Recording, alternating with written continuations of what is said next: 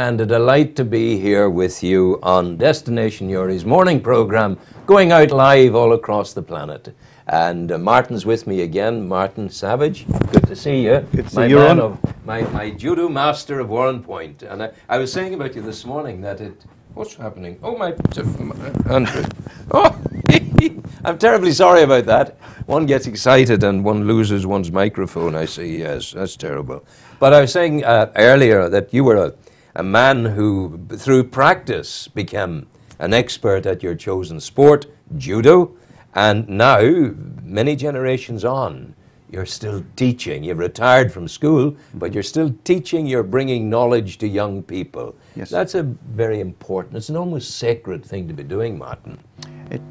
It is, in a sense, if you look back on it. I think when you're actually doing it at the time, you don't view it that way. It's a thing to be done on a Thursday night or a Sunday morning, whatever. Yeah, it's only when you, maybe after 10, 11 years or so, and you look back at where these young people have gone in life, yes, and you think to yourself, maybe I had a small part in, moulding them in that way. Well, you've encouraged them to walk strong and to walk tall, and very much that's at the heart of judo. Not that we're going around bombastically sticking our swelling our chests and staying. No. We don't do that, but there is a sort of inbuilt confidence that a good martial artist has just simmering beneath the surface, which actually dispels, in lots and lots of cases, the possibility of getting into trouble. It does that, and that same confidence stands by you when you're trying to do other, even ordinary day things, not necessarily to do with fighting, but just ordinary day things, because you've developed that confidence. You know that there are things that you can achieve,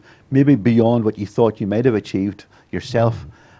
You've been taken along in that direction, and other situations in life that might seem problematic, if you adopt that same attitude, that it's not going to beat me type of attitude, then you may overcome those difficulties. You're a quiet man, Martin. You're a modest man. You walk within your own space. You're a sensitive man, and yet judo underpins you. Is there a relationship between those two things? I think when most people think of judo, they think of this macho contest type judo. And that's what Jigoro Kano would have called kyogi judo, right? Small or narrow judo. The opposite of that he would have called kogi judo, which is a much wider interpretation of judo, which covers all aspects of life, basically, not just the contest aspect of it. And I think certainly it would be that attitude to judo which would have coloured my life more than the competition aspect of judo. I think, certainly competition's important. Again, Kano warned, he said that there should be, he warned against drifting towards competition judo as being the sole interpretation of judo. No, he saw it, there wasn't certainly an importance to it. I think in this day and age, you hear in school and education about, not being competitive. Competitiveness is bad, right? All kids should be successful. They should all be allowed to succeed, and that's not the way of life. No, life is not like that. Life is hard. Life is competitive, and I think there's nothing wrong with being competitive. And in judo, there's nothing wrong with being competitive, but it mustn't be seen as the be-all and end-all of judo. Do you change when in a competitive situation, and you've been in many of them in the past? Is there a change? I have a grandson who plays football. Jack McCartan, and Jack's like a wee fella, and he's strong. Yeah, but he's only a lad. Yes. But when he gets the ball for Glen, he changes. Yes. You see a difference in him. You see the face change. You see a determination. Yeah. Does the gentle Martin Savage change in that way when you go on the mat in a real life tough competitive situation? You don't turn into a violent. No. I think it's controlled aggression, if you want to think of it that way.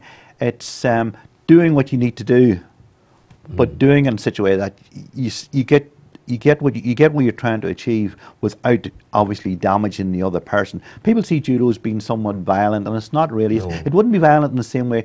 People will take issue with this, that boxing is violent, but in boxing you are trying to hit the guy in the face. You're trying to knock him out. Now the argument in judo is, well, you're trying possibly to arm lock him or strangle him. Yeah. But he has the option of tapping. And that's the end of it. And that's the end of it. Yeah. And at the end of the day, there's been a lot of studies done on the effects of strangling, particularly because arm locking is not so serious in a sense. It's bad enough you get a break on the arm, a dislocated arm, but to strangle somebody unconscious could have could be more serious implications. And there's been studies done on that, and there doesn't seem to be any long-term physical effect from being strangled. That's a lovely line. Isn't it That's the line of the week. There's no long-term effect. There's no long-term effect. But I've seen people recover. That's it. As soon as the pressure comes off. Yes, they can tap. Yeah. And even if they don't manage to tap in time, or because there's the difference in judo between strangling and choking. Yeah. Right. In choking, it's across the windpipe mostly, and it's very painful, and you've been choked, and you tap. But the strangle cuts off the blood to the brain. Yeah, and that's a slow process. Very slow process. And 1 minute you can... the musculature of your neck makes it not as painful. Well, what happens is you have to, for a perfect strangle, you displace the muscle. Oh. Because the muscle protects the carotid artery. The carotid artery. So by displacing the muscle, you can then put pressure on the carotid artery. Wow. Now, it's if you don't displace the muscle that it becomes more difficult to strangle. How do you displace the muscle? It's the way your hand moves, or the way you're actually pushing the muscle to one side. Yes, you're sliding it to one side basically, and then you're going in, and then you're pulling it in. But the thing is that 1 minute you can be kicking away trying to escape, and then everything starts to go black and in the distance. You're like you're fainting almost. I've never been strangled unconscious, but I've come pretty close to it a few times, and this is the sensation. You get a buzzing in your ears, and the next minute you see people who it happens to on the mat.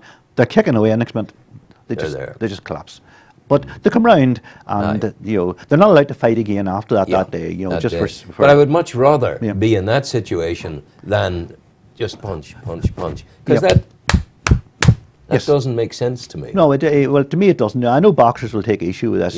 That's their thing, and you can understand them being protective of it, and they'll have perfectly good arguments why it's okay. But from my point of view, that would be the issue I would take. I would see judo as being less violent in that respect. Certainly, it's painful. Oh yeah. Get arm locked, it's painful. But it's not doing any long-term damage. No, which is the thing there. You're retired from teaching now, of course. You were in St. Mark's. Yeah, taught science. You're a scientist. 37. Well, I don't know about a scientist, right? Yeah. Scientists do science.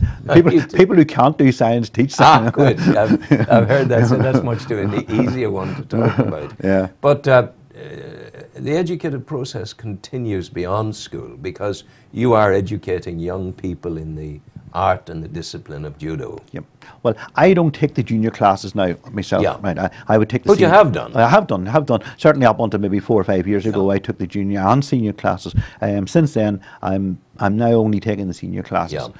And in a sense, when you teach children, when children come into judo, they just want to wrestle around, right? They don't see the philosophical side of it. That sort of gets drip fed to them. They absorb by osmosis over the years, and then eventually, they maybe catch on to exactly what you're talking about. But as kids, they just want to wrestle around. You're giving them discipline. You're giving them confidence, socialization. You're doing all those things for them, but they don't see it that way. I prefer actually teaching the seniors, because then you can get down to the philosophical level, and you can start teaching that aspect of judo and feel that in some ways it's getting across. Now, some people don't get it at all. Seniors, again, some of them just see the physical side of judo and are particularly interested in the philosophical side of it. But I would have that. But I think more and more in the modern world, in a world where we see dreadful violence, I think more and more it's the philosophical and the discipline side of things that would be attractive, certainly to me anyway. Certainly. Because the crudity of kill, whether, God help us, in the awfulness of the world, dreadfully crude and awful and terrible, or in judo where you're you're disempowering a man. It's a controlled aggression, and there's a beauty in that, and in that you're not going to kill the man. You're simply putting him beyond harming you. Exactly. That's it. So if you were starting off with an adult class and talking to them about the philosophy of judo, what would be your opening kind of few paragraphs? You probably wouldn't do it that way, because I think if you did, everybody would just switch off right away. Yeah.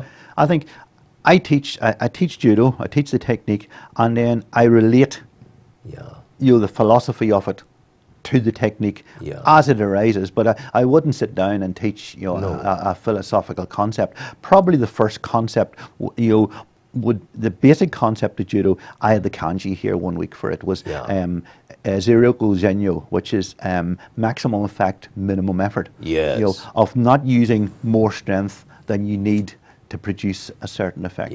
That would be a concept that would permeate all of judo, and could be related to the techniques themselves, like teaching people not to use brute strength.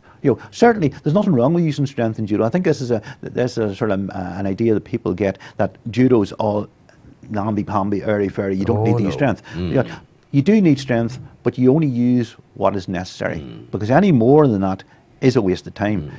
Either if you use more strength than you need, then it's a waste. If you're using all your strength and you're still not succeeding, right, then it's not much use either. Right? But so there has to be a technique. There has to be a technique behind it. That's where judo comes in. And that's where judo comes in, You spoke a lovely sentence there. You said, I teach judo. There's a beauty about that. It's lovely. I think I would prefer the term teach than the term coach. Oh, not coach. But we talk about judo coaches now, and there's coaching awards, and because the sport aspect of judo has pretty much taken over judo, and this has been a political thing and a financial thing as well with the International Judo Federation. But certainly I prefer the term teach. I think of myself as educating people rather than actually coaching them, because coaching seems to imply just sport, just going on and winning or attempting to win. I think judo is far more important than that. The whole origins in Japan, and remind me, did you go to Japan? I've been 3 times, 3 times. And were you going to Japan on a kind of, you were going up the mountain, so to speak, to the guru of judo? Certainly, yes. Was it like that? It was. It was like a pilgrimage. And particularly going to the Kodokan, which is the headquarters of judo in Tokyo. The world headquarters. Well, it's yes and no, because the Kodokan is still it's called an institute. Right? And they control all of their own judo, if you like. They're not connected really with the International Judo Federation. Right? They do their own thing. Right? It's the dojo that Kano Sensei set up in 1882. Now, it's not the same place. It's been moved a few times. It's not the same place. But there's still that sacredness, as you say, about it. You have a feeling that when you're in there, you're in a very, very special place. And when you walk into the dojo, you're walking into an area where there's a history of everybody who's been there before you. And maybe not necessarily in that particular dojo, but certainly in the atmosphere, if you like, or the ambience of the dojo. There's people who passed there before you, and you're walking in their footsteps. And it's a little bit, I suppose, like going to any pilgrimage site. You've got a connection with all the people that's been there before and all that's been done before, and you certainly get that atmosphere in the dojo, particularly in the main dojo. When you go to the main dojo, at one end of the dojo, there's Jigoro Kano's chair, and that's where he sat. Not in that particular dojo, as I said, because it's been moved, but he did sit in that chair. That's amazing. Did you have the opportunity to fight in the dojo? Yes and no. I didn't actually fight, because my fighting days were long gone by the time I went to Japan. I'd ruined my knee, and fighting wasn't possible. But I competed in kata. That's the demonstration. That's demonstration. And the World Kata Championships, the World Masters Championships, was there in 2003. So myself and Paul Brady, my training partner, we went to Japan and we did 3 kata in the Kodokan. So it was a great sort of sense of history, if you like, to be there in that place, actually doing judo. Marvelous.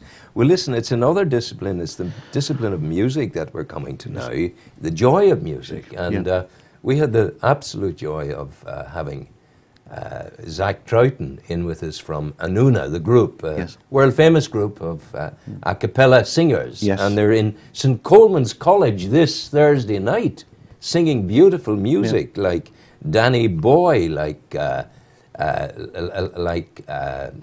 Gaudate, and there are others there too that I can't remember. Is that getting us very close to Christmas? Because you hear Good Ite all the time. All the time it's Christmas. coming. But they're there in St. Coleman's on Thursday night, yeah. and they're in there in the chapel of St. Coleman's Very College. So you can imagine, this is some of the music that we will hear on Thursday night at St. Coleman's in Newry.